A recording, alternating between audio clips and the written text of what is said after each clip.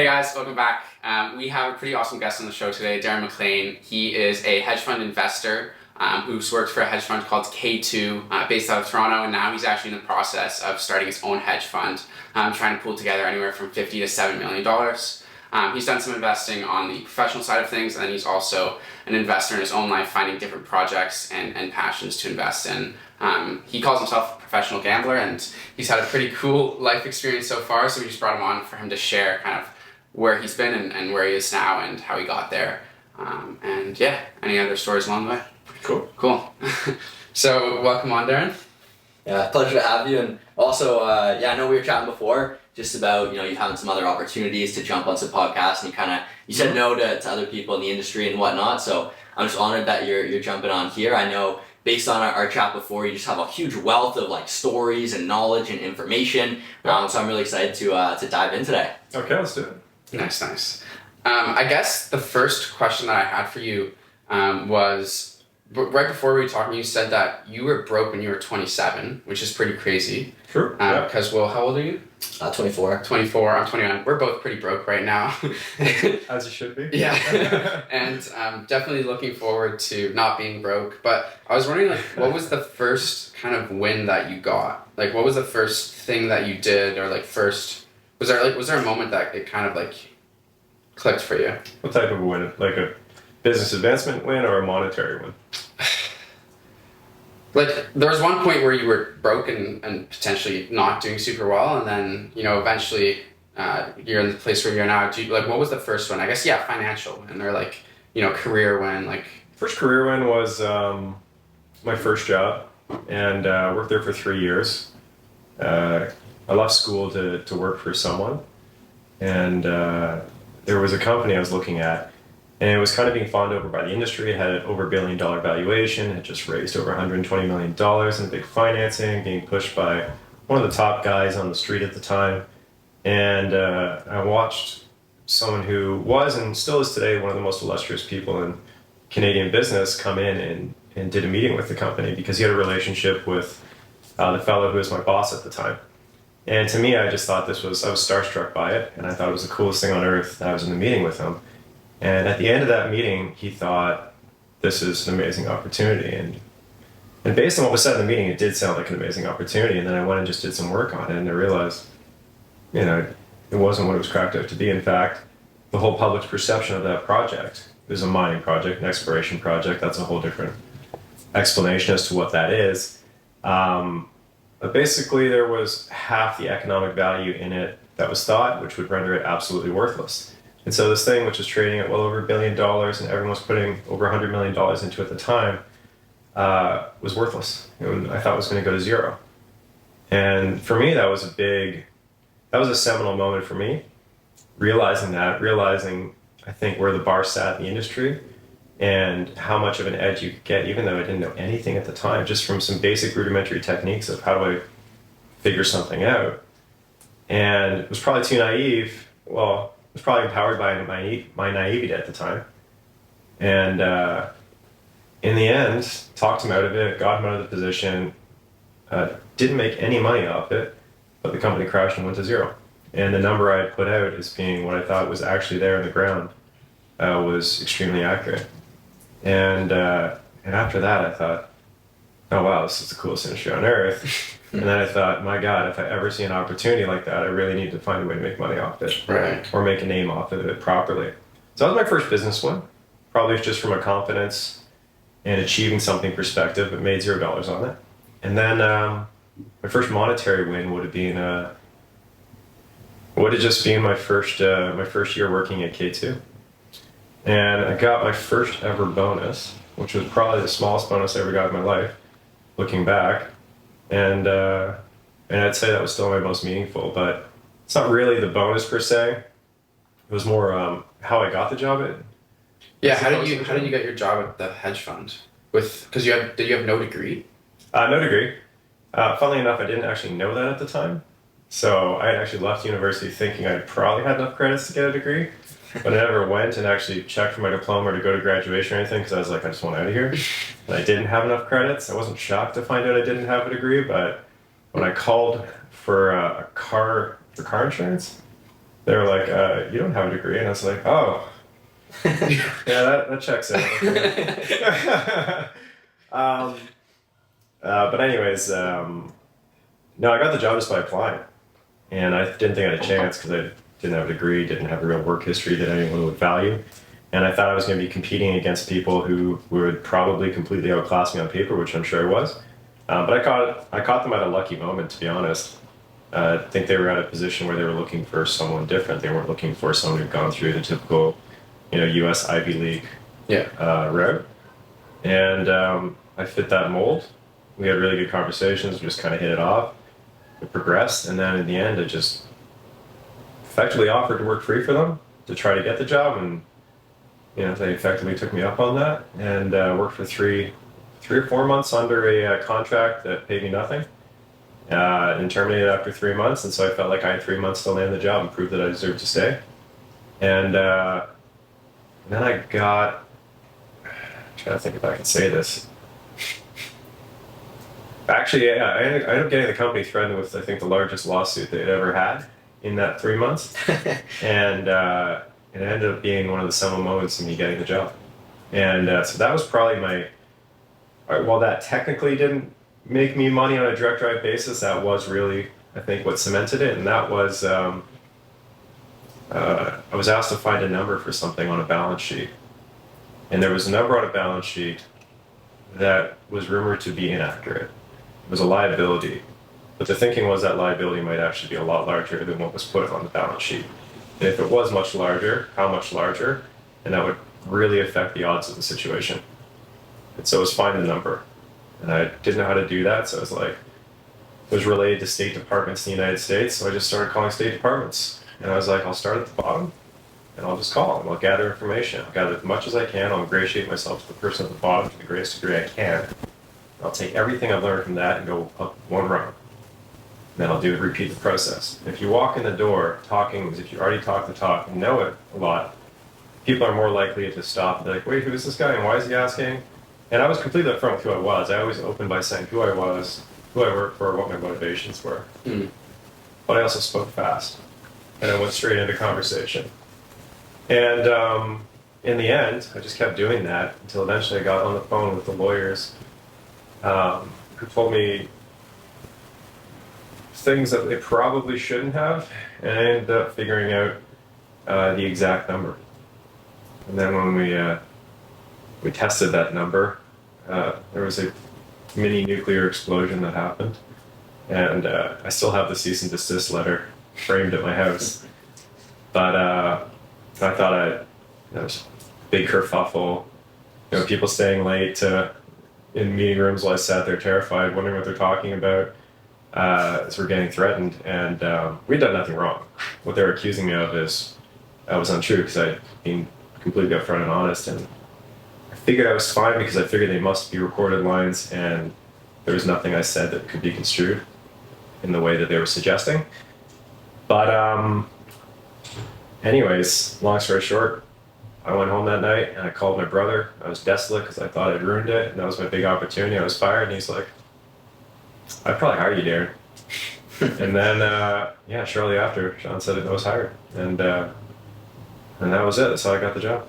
Nice. That's sweet. So it sounds like it was, kind of just like seeking the truth and like having the determination, like having that confidence, even when you, like, you said talking the talk and walking the walk. And I guess like on top of that, was there any other skills that you felt like, not coming from a traditional path and then obviously working your way up and, now you're playing the game at super high stakes, hundreds of millions, even billions of dollars, some of these projects and deals you're working on, like, what do you think were those like foundational skills that took you at least from like 0 to like, step 1 or 2? Oh, that's a good question. I think in those types of circumstances, I'll answer it in a bit of a roundabout way. The first thing I'd say is when I stepped into finance, I thought I was going to be entering the major leagues of smart people. I thought like, okay, cool, like I was a smart person growing up. But I thought, like you're a junior A hockey player. You're the best hockey player in your town. You're the star of the junior A team. Doesn't mean you even make the OHL. And even if you're an OHL star, doesn't mean you can hack in the NHL. And I thought I was like stepping into the NHL of Smart people. brilliant people. And Yeah. I was like, oh my God, this is going to be really intimidated by it. I found that it was just the bar is at a very different place than what you think. And while the industry is filled with brilliant people, and finance, because the open-ended nature of the top end in terms of how much you can make and the scale of the opportunity, it's not like trying to be a doctor where you know what you top out at and you're just trying to lock in an incredible annuity. It's open-ended, so you do attract the most ambitious, dogged, determined people out there, but you learn that the skills matrix that makes you successful isn't really about IQ.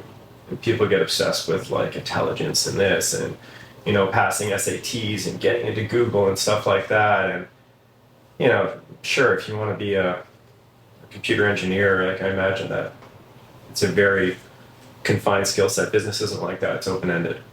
And it's kind of like a sport you can play, but there's like 20,000 positions you can play. And if you can master any one of them, you can, thrive. But finding the right position that you should invest and sink your time and energy into is ultimately paramount. In terms of skills that made me successful, and you prefaced it by citing my unconventional background, it was hugely beneficial. There's two things. One, I always had a big chip on my shoulder. And there's a saying in our industry that chips on shoulders put chips in pockets. And that's true. And it's very true. I'd say the most talented and successful people I know usually have big chips on their shoulder from various different things. They're not usually 6'3" and the best looking people on earth. Actually, my boss was like that when I worked for him.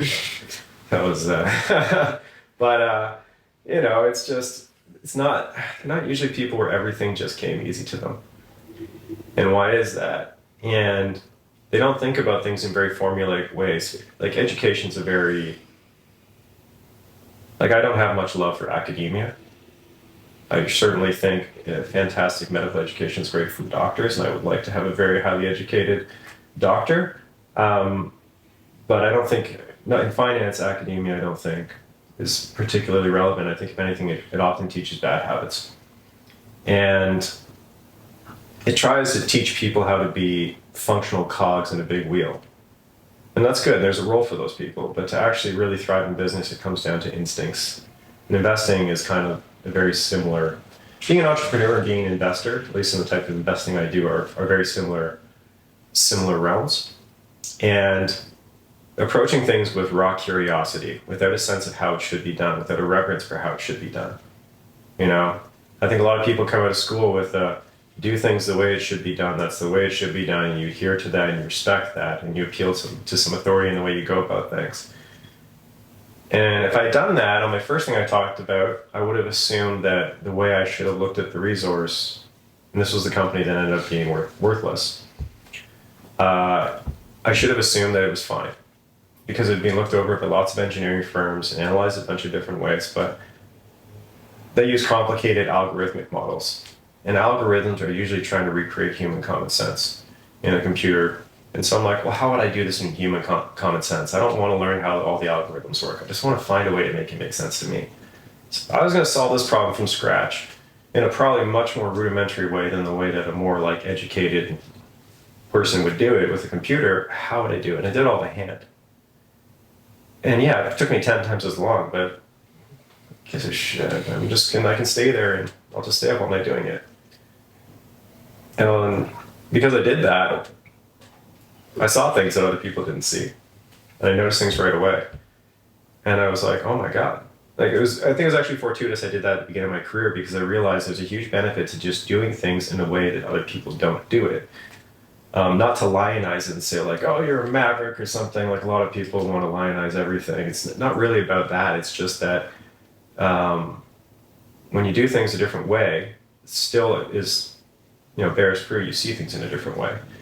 And when I did it by hand, I intimately understood the value of every little piece because I had hand drawn it. I understood all the relationships. I knew all the weaknesses in the data, all the strengths, all the connections, because I just spent 50, 60 hours drawing lines and making dots and connections and trying to find ways to wrap numbers around it. And then because I understood it so intimately, you could see the whole picture very quickly. Mm-hmm. And so doing things in a different way, that's huge. Just approaching things with raw curiosity and naivety and just saying, well, how do I solve this problem? Don't assume that the consensus is right. Doesn't mean you shouldn't respect consensus. You shouldn't respect other people and more successful people or more educated people, but prove it to me. And if they can't prove it to you, find a way to prove it to yourself. And having that approach, it just generally uncovered a lot of things that, once in a while make you fall off your chair and be like, oh my God, no one's seeing this the right way. And that's kind of been my whole investing career. So it sounds like it was almost like a competitive advantage to have that different perspective and be able to look at things like with that beginner's mindset and try to just like understand the whole picture instead of like assuming that the way they are is the way it should be. Yeah, I mean, a bit of it's how I'm wired. It has pros and cons. I think we were talking before this, and I mentioned, I think a lot of people, especially when you're younger, they come out and they try to project who they are. Again, they try to lionize things. They're like, I want to be like Kobe mentality, something like that. You're like, well, you're not Kobe. Yeah. And don't try to be Kobe. You just got to figure out who you are and play to your strengths. And I know what I'm good at. I know mentally what I have a huge advantage on people on. I know what I have deficiencies on. And one of those things is I don't remember things very well. So I don't have a very good long-term memory. As a consequence of that is I don't read very much. And I think deep down, it's because I kind of know what's the point in reading things and absorbing information, and I'll forget it anyways. Like, okay, well, that's not productive. So a more productive use of my energy is something. Now I'm very good at short-term memory. And so I got tested when I was younger and I found out I had a working memory in the 99.9th percentile. And working memory is kind of like RAM. Like the computer's processing power is RAM. Working memory is like RAM. It's like how much you can boot up in your head and move things around in your head and hold constant. And I'm very strong at that, but I'm not very good at long-term memory. It's like it just cannibalizes the other. So I'm like, well, when I just get into something and I stay in it, I'm very effective. But trying to jump around all these different places doesn't really work for me because too many connections just start to dissipate as I move around to a different problem set. I know lots of people that just remember everything, and I wish I could do that, and I'd probably approach business differently. But I know my strengths, and my strengths are bearing myself into niche, isolated opportunities where I think the juice is worth the squeeze and living there. So it was a competitive advantage for me just to do that based on the way I was wired too. Did you always know that you wanted to go into money, like into investing and stuff? Or I'm just trying to figure out, like, when you were just starting and you went from not being someone who was putting in the work, or maybe you were putting in the work and it wasn't bearing fruit, was there anything about yourself that you had to change to start becoming more productive? Because I know you used to say you smoked weed a bunch, and I have friends who smoke weed, and I'm like, like, what are you doing, bro? But Did you drink a lot in university or college? kind of, yeah. Well, yeah, I mean, that's just like everyone does that stuff. But in terms of things I had to change about myself, yeah, an incredible amount. I mean, life is an entire process of working on yourself. And you'll never figure it all out. I mean, you're always trying to work on managing your emotions better. You're always trying to work on managing your temper, things like that. You ever get mad at someone driving in a car driving around Toronto? Yeah, all the time. Okay. There's absolutely no point in doing that, by the way. Yeah. It's completely non-productive, so you shouldn't do it. You could be able to stop getting mad at people in cars, like, no. And honestly, I try working all the time, especially now I have kids, but all my life I'll probably try to get better at that, and I'll get slightly better, but I'll never get the full way there. So yeah, tons of things you have to work on, tons of things I did work on. What are those things?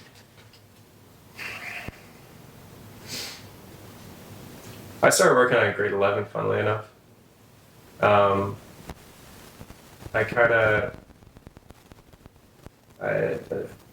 like to self-analyze a lot and try to be really honest with myself. And I'm a competitive person. I'm an extremely competitive person. And I think I realized that I would always end up being a bit argumentative in conversations. And I was like, and if there's one, I started to realize, like, I needed to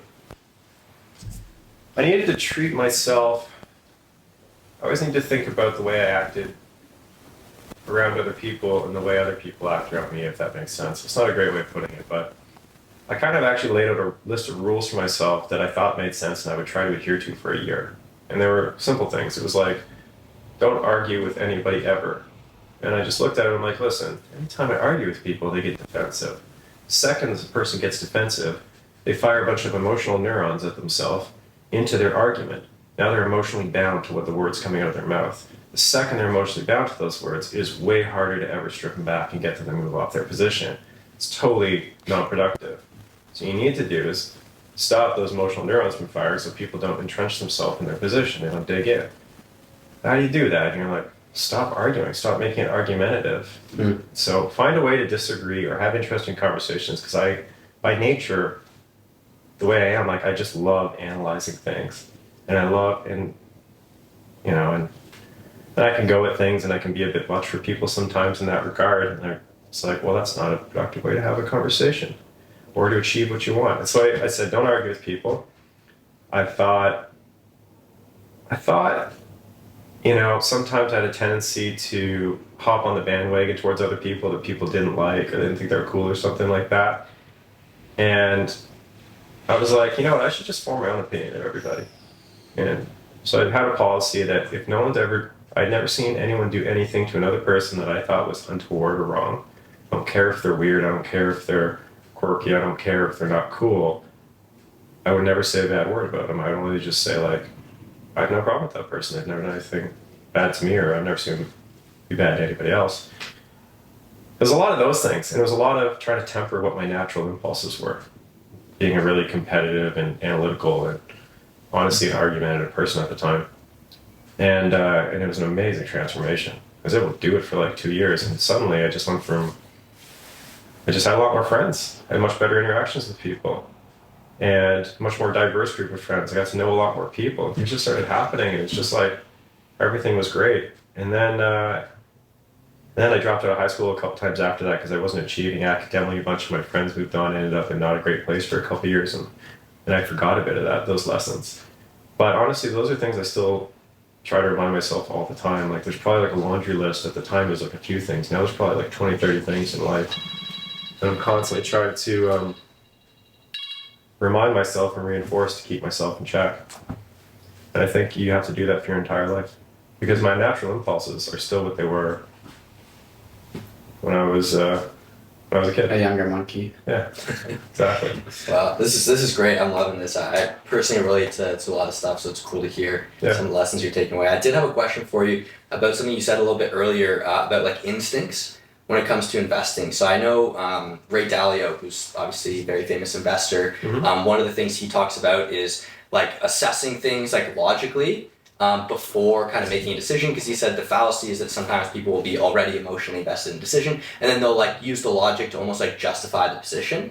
And so he says like really just trying to be like objective when you're evaluating decisions is really helpful. And then obviously on the other side of the coin, like I hear all the time, trust your gut, use your instinct. And so I'd love to hear your opinion on kind of where you fall there, specifically in personal decisions, but also like when it comes to like financial investment decisions. Like, are you using your gut as part of a decision maker? Or are you trying to be more objective? Like, how do you see that?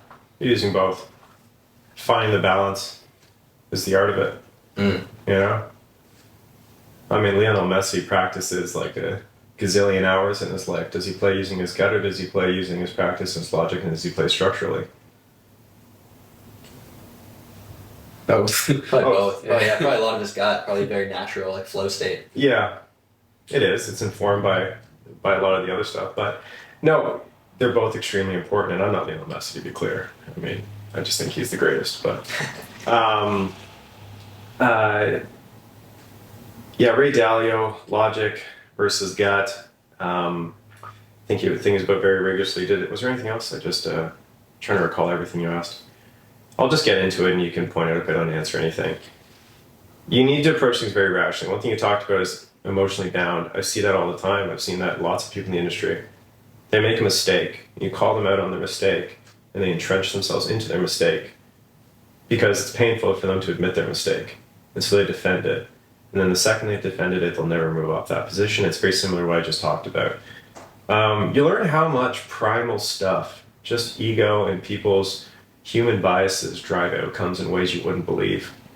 Like if you think this world's this big efficient place where all these people who are like, human supercomputers go and make hyper efficient decisions. It's not. It's mayhem. And it's controlled chaos, but it is chaos. And in terms of investing, I always say like it's almost impossible. I can spot a smart person. It's very easy. I can spot IQ. There's a price for that. Like it's hard to spot talent. It's like trying to spot if Connor McDavid is Connor McDavid at the drafting combine. Like I don't know. You're not going to spot the way he moves on the ice in the drafting combine and how smart he is and all that. You just can't. And so, becoming good at investing is a largely instinctual thing. Ultimately, the most successful people are good at is navigating fog. Getting comfortable in fog, getting comfortable about how to make decisions, where to go, and navigating. Is there logic to it? Yes. Is there gut instinct to it? Yes, massively. Areas where there's gut instinct, people. And people. You look at people, you understand, when you've seen enough people in enough situations with enough incentive structures and disincentive structures around some precious thing, whether that's a business, part of the business, the balance sheet of the business, whatsoever, their role, their job title, their options package, their however. And you can sit there and try to map out how they're going to act, but at the end of the day, humans are very good at assessing people and what type of person they are very quickly visually, just based on body language, based on other things, based on how they choose to present themselves, how they do their hair. And so when it comes to people, you trust your gut a ton.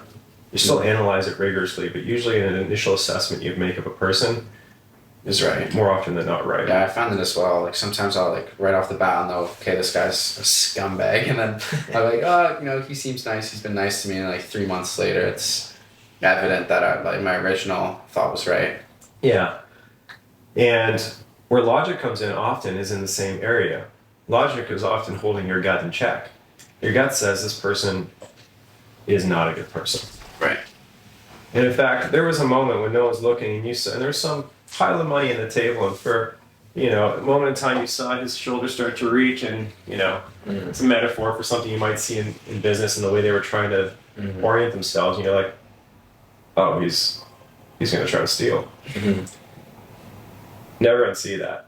When we were talking the other day, Darren, you were talking to me with a bunch of perspective as someone who's just a little bit older than me.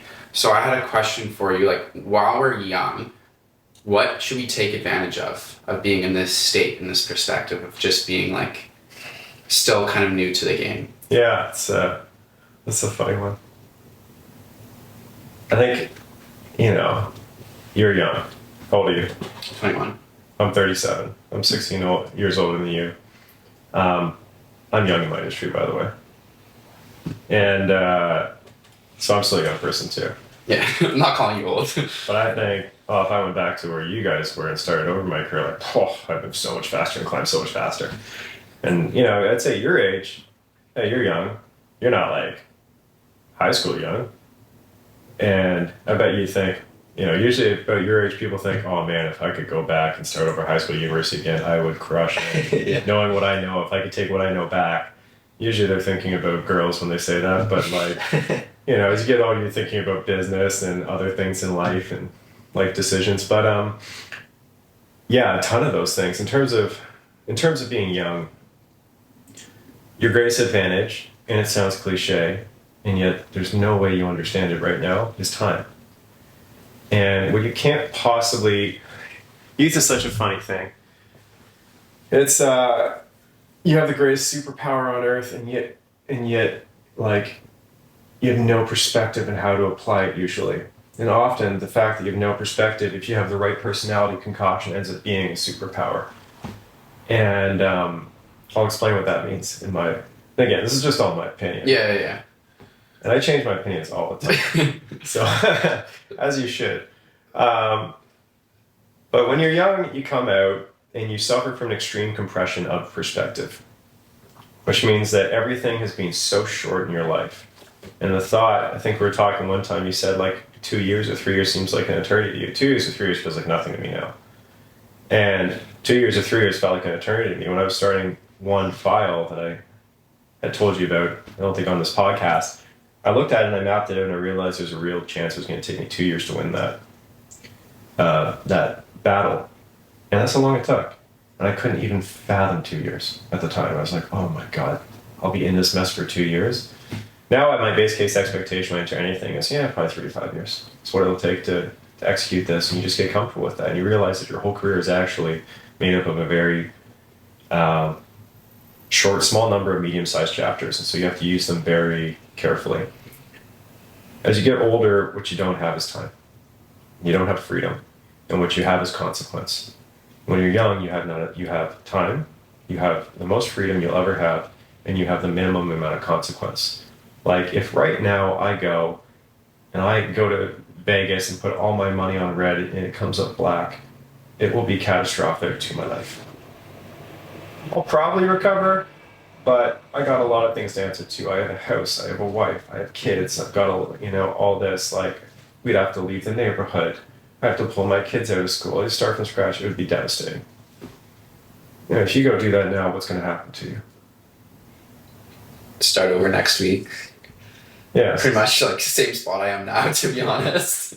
So generally people have a crippling fear of failure, and I'd say more than anything, fear of public failure is what holds people back and stops them from succeeding. And compression of perspective is another one of those things. But you guys have all day. When I started at my first job there, or the hedge fund I was at previously, I'd be at the office till 4 a.m. sometimes, just grinding, I was desperate. But I could do that. I can't do that now. I gotta get home. I gotta put my kids to bed. I gotta take them to school. They take 80% of my mental and emotional energy in a day. Like I'm left over with much less time to try to do the same job with more demands. And when I look to hire, I always want to hire someone young. I don't want to hire someone who's 30 and who just got married because they're going to start a family. I'm probably going to get the least productive years of their life. So you guys can work and you can fail.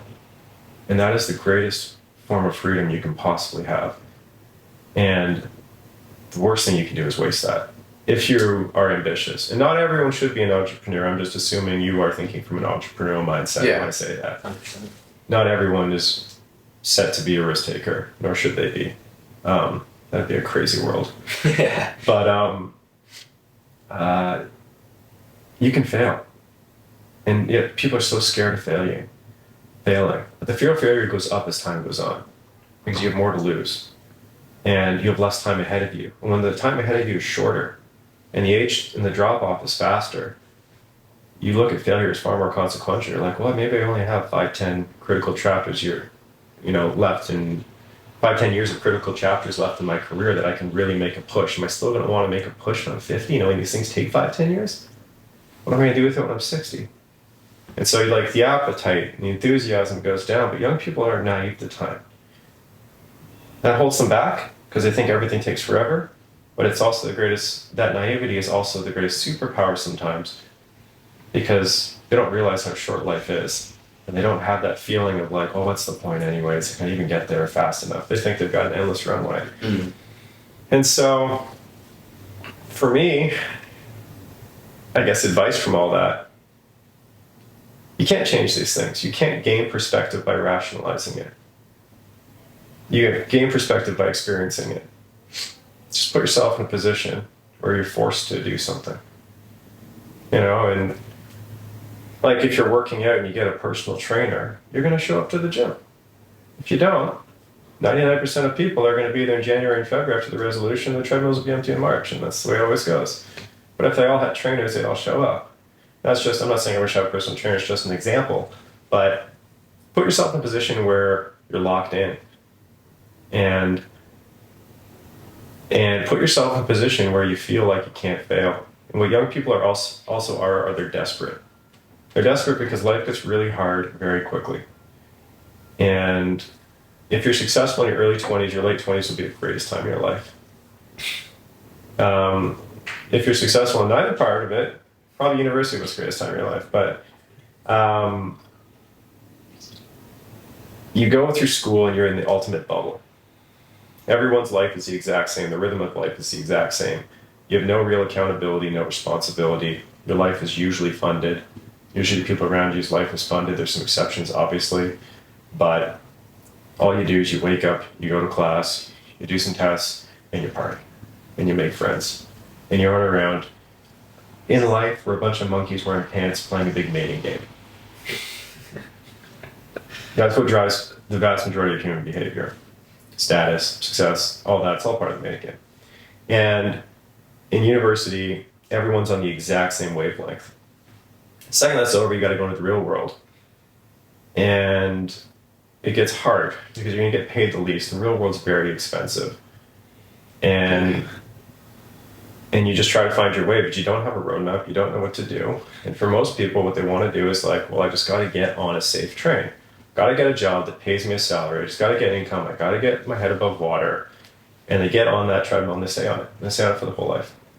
And there's various phases you go through in life, but yeah, the first phase when you step out, especially if you want to be an entrepreneur, is it's really tough. So I lived in a cockroach infested apartment for years, and you're budgeting if you're spending $9 on lunch or $8 on lunch and things like that, and that's the way of it. But in that moment, you're desperate. You're desperate to climb to the next rung on the ladder. You're so desperate. You're so motivated. And tap into that because you won't have that energy forever. And that is extremely productive energy. If you can combine that with putting yourself in a situation where you feel like you can't fail, which by the way, you can't. This is the irony of it all. You can fail. But put yourself in a position where you feel like you can't, knowing that you can fail. It doesn't matter because the crippling fear of failure will be so powerful to you that your back will be up against the wall and you'll get to experience every ounce of human productivity you have in your body. And you'll find out exactly who you are, and you'll find out exactly what you're made of. Maybe to your delight, maybe to your disappointment, but you'll know. And I guess the other thing in terms of that is you got to realize that you're probably going to fail. You're going to experience failure. And very few people don't. And you got to get comfortable with that. You got to understand that this is your time to experience that. But because of compression of perspective, if you do something for a year or two and you fail, what's your sample size? Your sample size is 1. It took an eternity, 2 years, and you failed. And for most people, that'll be enough to make them want to give up. But, if Steph Curry goes through a shooting drought, he lines up to take, the next game of free throw, do you think he's going to make it? Of course he is. He's Steph Curry. It's just the law of averages. He's going to shoot dry for periods of time. He's going to shoot hot. And you need to give yourself a relevant sample size. So if you succeed and you crush it first try, it doesn't mean you're God. If you fail, it doesn't mean you're a failure. How many shots on goal do you think you need? You need to understand that. You got to map that out. You got to figure out how long it'll take to get your answers, and you got to go after your answers. And you have to accept that there's a degree of randomness in this world. But even if you're right, it doesn't mean you'll succeed. But failing is extremely important. And it's funny, as you get older and you have kids, the lesson you teach your kids, you realize are the same lessons you're always trying to teach yourself. Like you're trying to teach your kid, like, my son will go and he'll try to do something. You get really upset because he didn't get the ball in the net. He gets down, I'm really bad. And you're like, no, it's just, you just got to keep trying. Failure's a part of learning. It's all the same lessons we all need to learn. The lessons never change. But there's 2 relationships. One is the time required to get your answers and the sample size required to know goes up, the willingness to go after and pursue those goals goes down for people. But by pursuit of being willing to pursue those, because that is true, very, very few people will try. By virtue of trying, you've already moved yourself into a very niche fraction of the population. And if you're willing to try multiple times, you move yourself into an order of magnitude even smaller niche. And if you do that over and over and over, you are going to get an education in the world, in people, in human beings, in life, in business, that a hyper niche fraction of the population will ever experience. Whether you're able to turn that into something successful, there's no guarantees. But I can tell you that people that walk in my door who often doesn't mean I want to get behind what they're doing, but by the nature of who they are, I look at it and I'm like, that guy's just an unstoppable force. He's going to succeed. It's very, very rare to see those guys fail. 5-10 years later, you run into them again and they crushed it because they were desperate. They felt they couldn't fail. And it was in their blood to just get up and keep trying. They wouldn't stay down. They just keep getting up over and over and over. It was fun. Yeah. No, I feel that a lot kind of in the early stage of my business right now. It feels like there's like a failure every week, but then there's also some wins every week. But we're failing fast. But it's It's discouraging. It's nice to hear that being someone who keeps trying puts me in a different group that strokes my little monkey brain. Like, yes, at least I'm failing successfully, I guess. Yeah. Did you have any big failures? Did you have any times where I was like felt totally hopeless? Oh yeah. Oh yeah. When I left university, I dropped out of grade 12 twice. I'd gone through an extremely dark period. I'd been depressed. And I was just like, I still have the scars of it, like all over me. I'm very twitchy. I've always been twitchy because I'm a hyper ADD and obsessive compulsive disorder individual. I was told I was an obsessive compulsive perfectionist, which I know to be true. I think I went through a period in high school in the last couple of years, kind of talked about went really well, and I gained a lot of confidence. And then as all my friends moved on and I didn't, and I just smoked a lot of pot and got really down on myself. I felt like everyone was moving on without me. I was full bore depressed. I couldn't look people in the eyes. I couldn't talk to them anymore. That was really tough for me. It was a huge 180.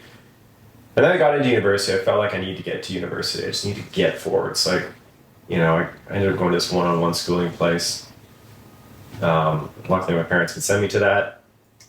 And I got into university. I got into university and I still wouldn't do school. So I was 2 years late now. And then in the end, I was 5 years into a 3-year BA program. And I started feeling like I was a loser. And so I went into the honors teacher and I didn't have the grades. I had just terrible grades, and I just kind of thought I could try to talk my way in. And luckily I'd been in one of his classes and he thought I always had interesting things to say. So he said, I think you'd be a positive role in the class. And I kind of just talked my way into the honors program. I got in it and I still just didn't like it. And I couldn't get my wheels to engage. I was just getting frustrated. And so now I'm in year 5 of a 3-year BA program, 2 years behind going in and 4 years older than everyone else around me. And I just I remember sitting there on the bed one night and telling my girlfriend, who's now my wife, I'm just a loser. I am a loser and I gotta get off this. And that's why I left school. So I was like, I just need to find someone to get in front of, and I need to be in a different environment. I think I have a lot of talent, but I just need to find someone who'll give me a shot. And I offered to work free for a guy. And one thing led to another.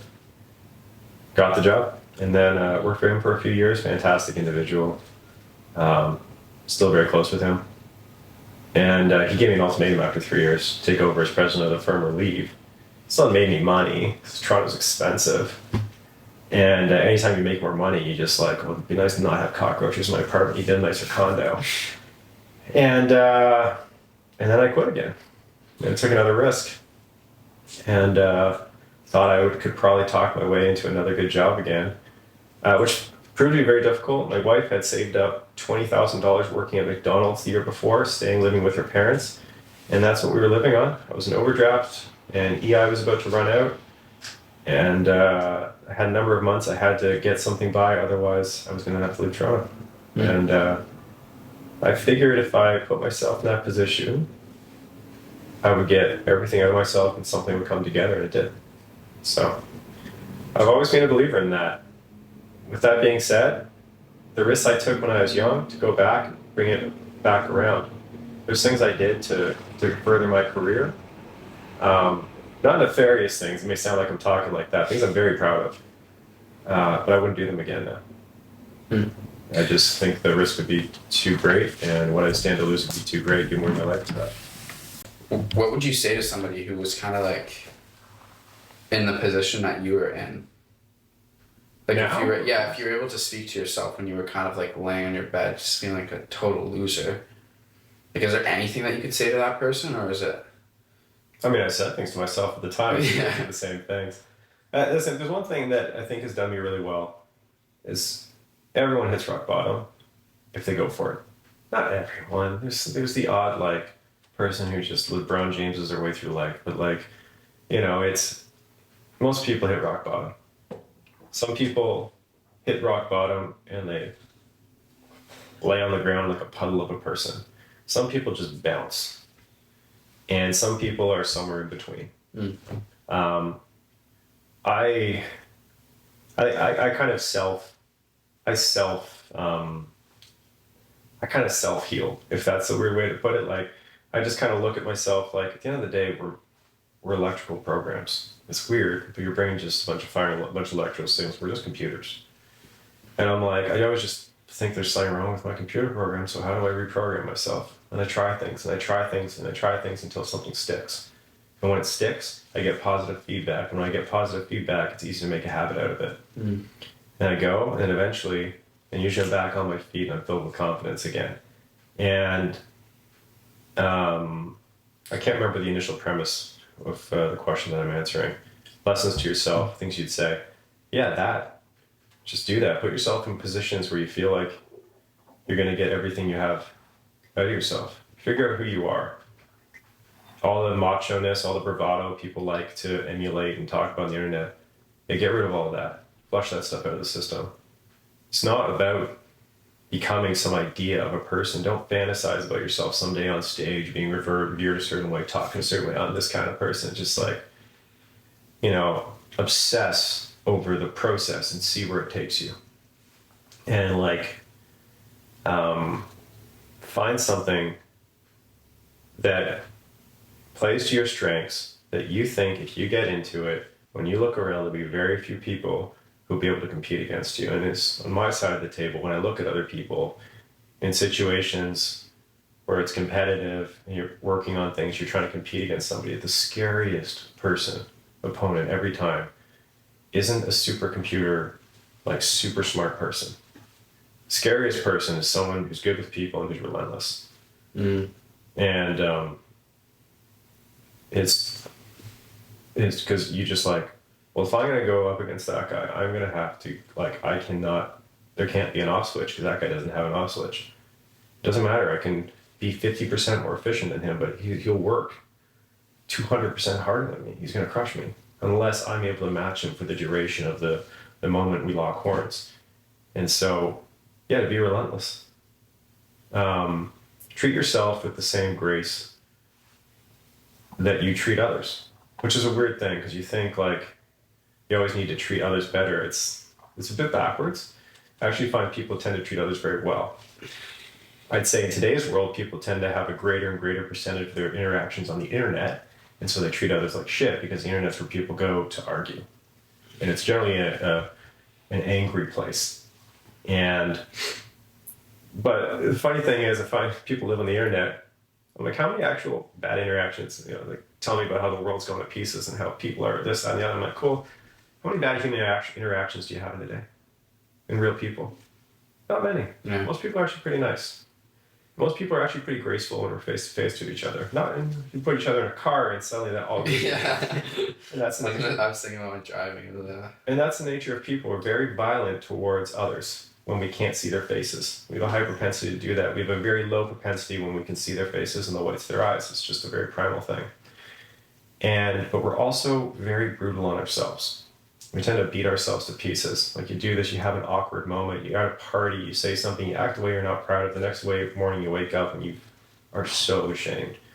And you feel like you can't even face people. You're like, oh my God, I'll never wear down that, the person I was last night or anything like that. That's just one example, but in general, we're just very hard on ourselves. But if that's your friend, you wouldn't feel that. You'd be like, I know Bob. I've known him for years. I know what he's like. That was just an off moment. Bob's mortified. You are looking at Bob and you're like, dude, no sweat. You're still a good dude. Just shake it off. You feel bad because you're a good dude. You're probably not going to do it again. Just get up. Keep going. We don't tend to treat ourselves with that grace. Do that. Learn to treat yourself with the same grace you treat other people. That's an important thing. Because I find most people struggle with that. And they're really, really hard on themselves. Wow. That's really, honestly, all the stuff you're saying, like I said, it's very, very inspirational. I feel like it's going to really hit a chord with a lot of our audience. I know it's hitting a chord with me, some stuff in past in high school. I also, didn't really love school and did have some, kind of rock bottom also moments. got kicked out of school. Yeah. Why did you like school? I liked school when I was younger, and then in high school I just didn't. I wasn't able to like connect the pieces for like how it was gonna get me to like the life that I wanted to live. I felt like I was like getting a bit cynical of like the system and things like that. Also started smoking a lot of weed, and just I didn't feel like I was like developing the skills that would like help me in life, in school, and so I just kind of, didn't really love that path. Ended up same thing. Very Like, similar, yeah. yeah, in grade 12, same as me, like ended up like getting back on the horse. I was like, man, I want to go to university. Ended up getting into a good business school. And then as soon as I found like entrepreneurship, like the Student Works program, I was like, this is it. Like this is the school that I need. Like this is the education, like the real life education that I'm loving. But I do have a question for you about sort of like opportunity vehicles, and you being kind of like on the other side of it. You had your sort of down period, and now you're like in your 30s, and obviously you've built a really successful career. And so if you were kind of like advising someone who's like kind of in their early 20s, and you said there's sort of chapters, these like 3 to 5 years, and so if you were to like advise someone on what those early chapters should be in order to kind of like just maximize like obviously financial returns, but really just like living a good life as well, what would you say is like a great thing to dig your teeth into? And then I guess just to add a little bit more context before you jump into your answer, like from where I'm sitting in my perspective, like I'm sort of like running a business, like I'm sort of like the boss, and I sometimes second guess that and think like, man, like if where I want to be in 10 or 20 years is like, way up here with all these super cool people, like would it make sense for me to then go like start on the bottom rung within like an existing business and like find a mentor and kind of work my way up there? Or is the path of me doing it myself and learning these things on my own going to get me there? Like, how do you see that in terms of just like choosing essentially an opportunity vehicle for like, a period in your early 20s? That is a very, very complicated question with a very large number of notes to answer. I can't tell you what to do. Yeah, okay. And you can't tell you what to do. I mean, at your guys' age, you have no idea who you are usually. I think usually I find people, I mean, I know men because I am one. So women are very different in a lot of ways, similar but different. But I find young men about your age are usually are pulled out by two opposite ends of the spectrum. One of them is bravado and machoism and things like that, manifestation, all these other things and the other side is just crippling insecurity and self-doubt. And they're just driven by these two things, which are opposite of the spectrum. And they just waffle between, them and a bit listlessly, or not listlessly, aimlessly sometimes. But the truth is you're somewhere in the middle. And I don't know who you are. You don't know who you are. And as you put yourself in more circumstances, you'll figure it out. And that's a very personal question. It depends if you're a risk taker or not. It depends the degree to which you are willing to risk. It depends what you want out of life. Do you want a wife and kids? What's the most important thing? Is it to be a good dad and own a home? Is it to be a billionaire? I know lots of billionaires. I don't admire all of them. I know some people who I deeply admire. I've seen the interesting thing, I guess, from my perspective is I get to see the full spectrum of people at different phases of life. And it's funny, like I'm sitting here because Phil knocked on my door and I thought he was interesting. I thought he was trying. He seemed like a bright, well-composed kid who clearly could be going and taking a more conventional route. Like he could find a job in 2 seconds. And yet he's trying to push and hustle. And I thought that's cool. And I thought, for me, I had a phone call with someone who's worth many, many billions of dollars, who I was pitching on backing an idea. And what he told me on the call, it's funny, because you're pitching on this investment, he's giving you so much time, he's asking you a gazillion questions for hours on your idea. And you're sitting there and you're like, I mean, like you can't even invest an amount of money in this opportunity that's even going to change anything for you.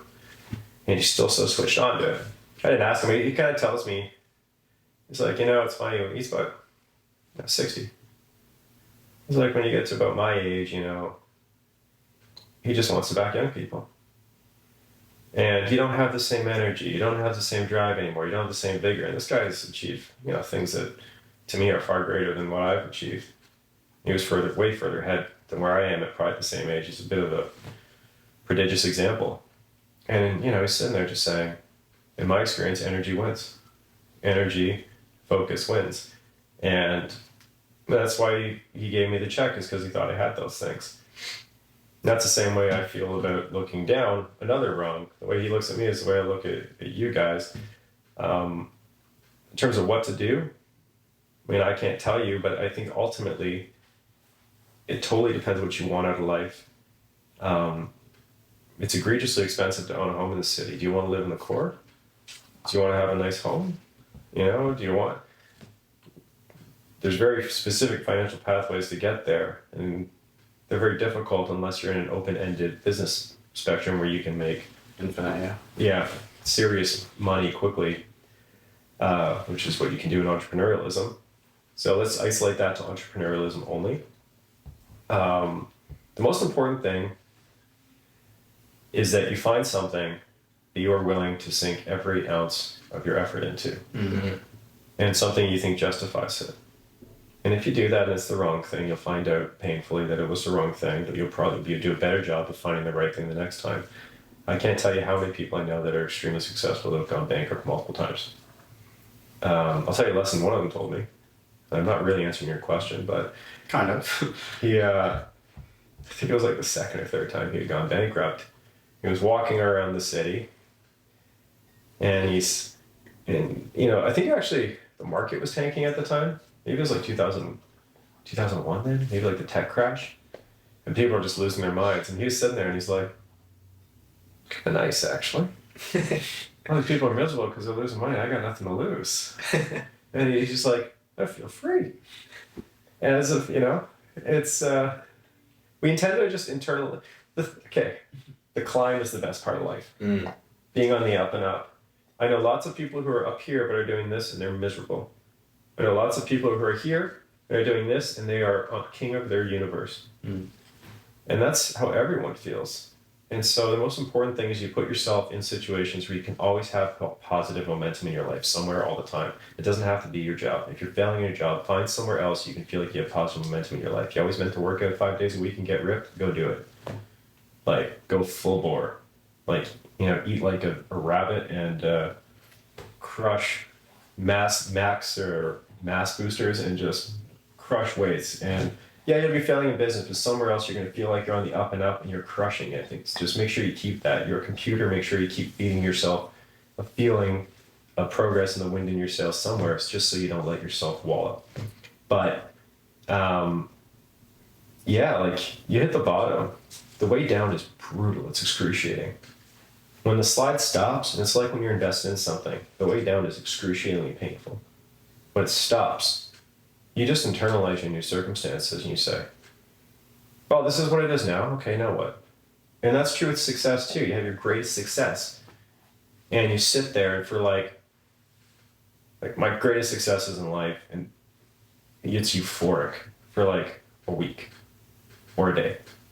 And then you say, now what? Wait, what if I just got lucky? Now I got to take all this and I got to try to turn it. What am I going to do? It takes a lot of money in this world to be free. Because if you make a lot of money, you're not going to live cheaply usually. Some people can, but most people are like, well, I can't have a nice house. So why wouldn't I get one? And I'll probably have another leg of success in my career, so I'll need to keep working to pay for my life after I pay for that house, but I'll be fine. And so you're going to keep doing that. But you're always going to have more to work for. And the amount of money it takes to have everything you want, where you're going to say that's enough for me, is an extreme amount. It's tens of millions of dollars usually. And then you got to pay taxes. So it's tens of millions of dollars after tax. It's an egregious amount of money. And so once you get there though, it's not what you thought it was. At least that's generally what I've seen.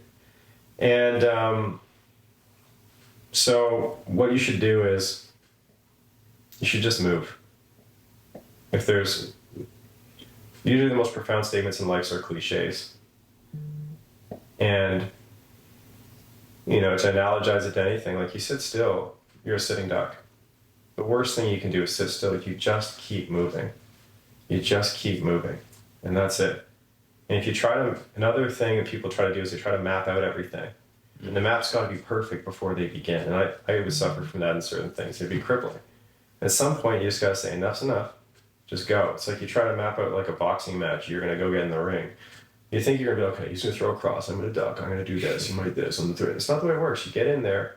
You trust that you've endowed yourself, or you have enough endowment to withstand the consequences should you fail, and to give yourself a good chance at success if you just get in there and you start making decisions. And you'll be faced with problems consequently, and you'll be forced to confront them, and you just keep making decisions. Just get yourself on that treadmill and go and keep moving, and don't stop moving. And whatever that is. And Wow. obsess over what you do. And the funny thing is, this is, I guess, last point before I hand it back to you. You tend to look at the world and think the bar's higher than it is, as I touched on earlier, and you think that, you know, the world's a big place. There's billions of people. Like you're walking in, there's like 1 million people competing with me in this thing I'm going to try to do. And then you walk in, you realize it was actually a big place made up of a ton of very, very small places.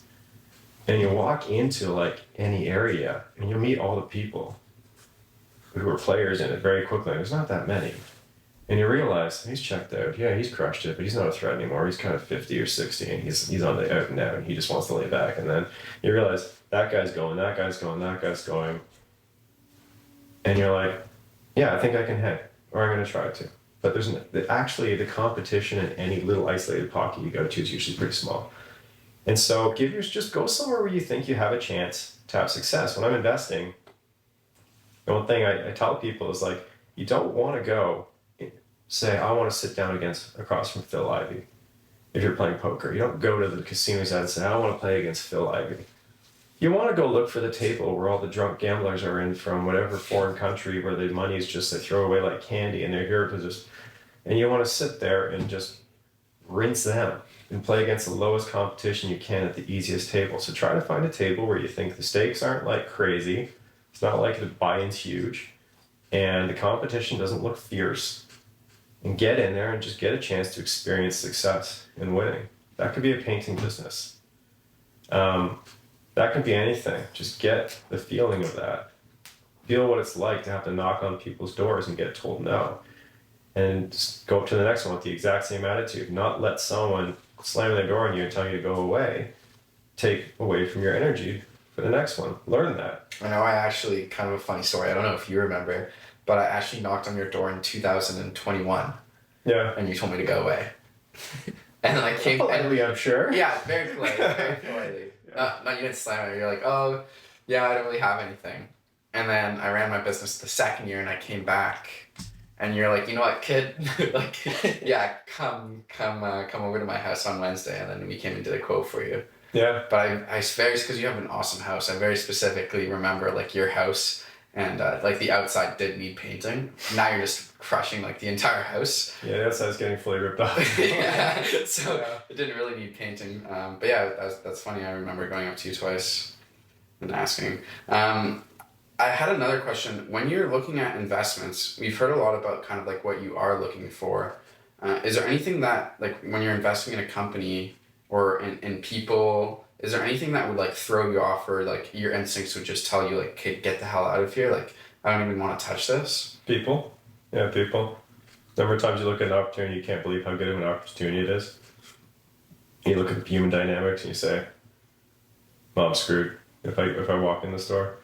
I can make a small bet into it, but I need to be able to get off the position like that. If I make a large bet, I won't buy a large percentage of the company, and those people are running the company, you're screwed. You can't sell it quickly. And you see human problems. You've gotten into a large enough degree that you don't have enough power to immediately, deal with the problem, but you've gone in too far that you can't get out quickly. You're in an extremely dangerous place. What kind of traits would you like recognize or see in a people or in a company that you think would put them in a position where you just would never want to invest in them, or you'd even like bet against them? Yeah, I usually bin people into like 3 categories. There's salt of the earth people, which are just people that like, they're just good dudes.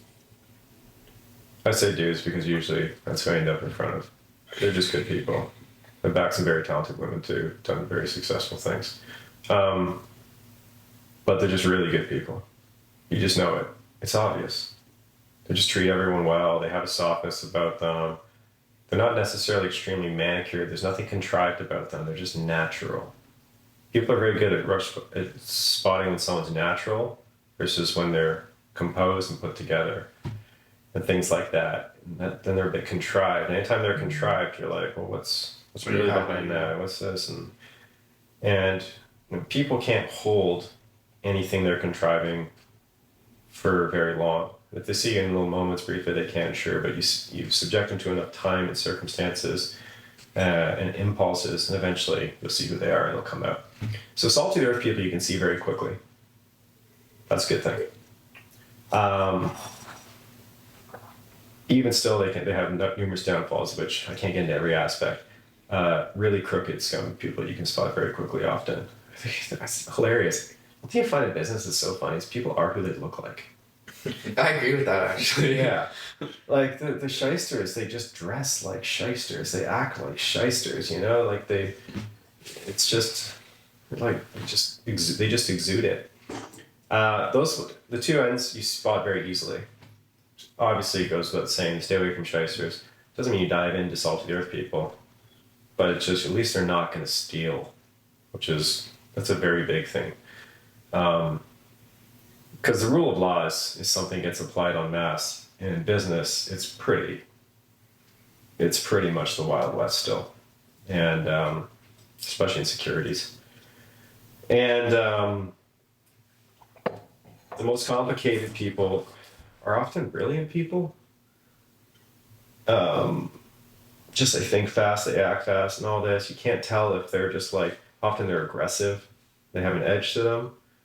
And you're like, I can't tell who you are. Or maybe you think they're a bit like evil, and then you see them do something, you realize they had an opportunity to do something bad and they're not. Or maybe you think they're fine and you realize, then you see them treat someone badly, or you see them like, do something a little sketchy that you're like, you know? And those people take longer. So in terms of things you can spot either end of the spectrum. The people who are more complicated take time. You just have to spend a lot of time around them. You have to talk to them a lot. One of the most important things I try to do in investments, because I run very concentrated bets, I'll spread it around a lot, is I just try to spend a lot of time in person and on the phone with people as I'm getting more interested in a company. And I try to do a ton of work in it. I try to do a level of work that no one else does, because when you do that, you become an asset to the person. They want to talk to you because you thought of things, you spotted things, they're not spotting, you're helping them. And they want to talk to you, so you get their time and attention. And in that, spending time around them, you start to figure who they are. Yeah, that can take time. Sometimes that can take many months. Hopefully it takes minutes. Often it does, but yeah, just people. And that's usually the way to go about it. I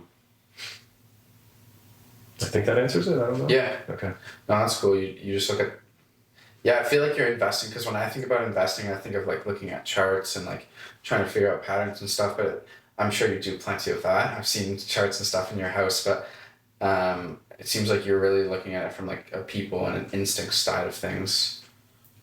Well, like I said, it's both. I'll do an incredible amount of work on data. Yeah. But at the same time, like, you know, we all understand this. The funny thing is, we all understand the inevitability of humans and people at the micro level. We just assume it doesn't necessarily apply at bigger levels because we think the world's bigger and so broad and all this. But like, you know, what are you guys really into? Part of your life, what do you do? Sports. Free time. Just not business. Not work, outside of work. Working out, gym, fitness. Gym, fitness, okay. Okay, let's do that. Where was I going with that? I'm trying to remember the premise of what you asked me now. Shoot, I forget as well. So people being like, oh yeah, you understand people. the small picture, But then Yeah. when you're applying to the bigger picture, you know, you assume there's like Most people everyone wants to be ripped. It's very hard to be ripped. It requires discipline on two fronts over a very prolonged period of time. You have to eat very well, and you have to work out like a maniac. And then I find working out, and there was a time I was in very good shape before my injury. Sadly, that is over in children. Yeah, But like, you know, you start working out. It hurts. It's very painful for like a month or two. Then weirdly, at some point, it starts to feel good actually, like expending yourself. And you get really into it, and you get positive feedback, and it makes you go. And yet, very few people succeed in ever actually fully making it to getting really fit.